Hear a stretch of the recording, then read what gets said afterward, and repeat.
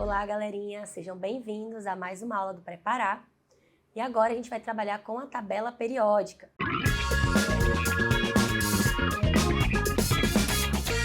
Nessa aula de hoje a gente vai tratar de alguns aspectos históricos. E aí eu trago aqui para vocês os 5 principais cientistas, responsáveis aí pela organização da tabela periódica. A gente teve primeiro aí Dolbenheim, depois Chancotoa, Newlands e por último o Mendeleev. O primeiro cientista que nós vamos destacar então será Dolbenheim, que fez a proposta então das tríades, Significa então que Dolbenheim observou uma certa regularidade em determinados grupos de elementos químicos, em relação aí às suas propriedades químicas e também à sua massa atômica. Esse termo tríade é justamente porque o Dolbenheim agrupou esses elementos em grupos de 3 elementos. E ele verificou então que a soma da massa do primeiro e do terceiro elemento dessa tríade daria ali um valor aproximado à massa atômica do elemento que estaria no meio dessa tríade, tá? Na figura, vocês podem estar observando aí alguns exemplos, A primeira tríade, por exemplo, a gente tem o cálcio, o estrôncio e o bário. Note que a média, da massa do cálcio com o bário, ela deu ali em 88,7, um valor, próximo da massa do estrôncio, que é 87,62. Essa mesma regularidade vocês podem estar observando nas outras tríades. Como eu falei, é um valor aproximado, tá? Não é um valor exato.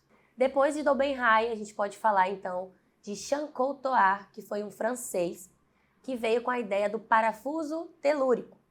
O parafuso, ele tem uma aparência em espiral.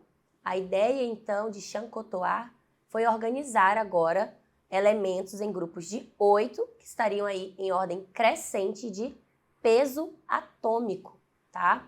Essa ideia de peso e massa atômica, ela ainda estava ali muito incerta, muito indecisa entre os cientistas, depois que ela foi oficializada como massa atômica de fato, tá? Então isso significa que para Chancotoa, os elementos ficariam então em espiral, em ordem crescente, na superfície desse parafuso, tá bom? E esses 8 elementos, esses grupos de 8 elementos, também estariam ali organizados de acordo com propriedades que eles teriam semelhantes, tá? E essa organização, é bom destacar que ela estava em ordem vertical. O próximo teórico que nós podemos destacar foi Newlands, que foi um apaixonado por música e então resolveu organizar os elementos que tinham semelhanças em suas propriedades com base na lei das oitavas das notas musicais, tá?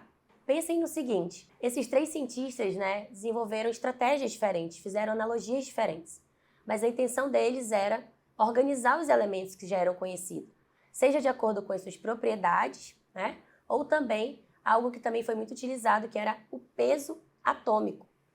Essa ideia de organização, ela prevaleceu até a tabela periódica atual, que já foi então aí primeiramente, elaborada e reconhecida pelo cientista Dmitri Mendeleev.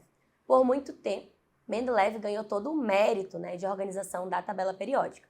E aí nós podemos destacar algumas mudanças, que não é mais o termo peso atômico, mas sim agora massa atômica, Mais recentemente, foi dado aí créditos também a Laura Meyer, tá? E Moseley, que foram 2 cientistas que também estavam estudando tabela periódica e principalmente querendo colocar o termo periodicidade, ou seja, colocar um certo sentido na tabela periódica, de que essa organização ela tinha um ciclo repetitivo, períodos que se repetiam de acordo com as propriedades desses elementos, tá bom? Na próxima aula, a gente vai visualizar essa tabela periódica, Vamos ver aí que a gente tem grupos, períodos e classificações como metais, metais alcalinos, alcalinos terrosos. Então, todas essas ideias foram sendo aprimoradas ao longo da história, tá bom? Eu agradeço a participação de vocês e aí na próxima aula a gente vai detalhar com um pouquinho mais de cuidado a tabela periódica, então, de Mendeleev-Meyer.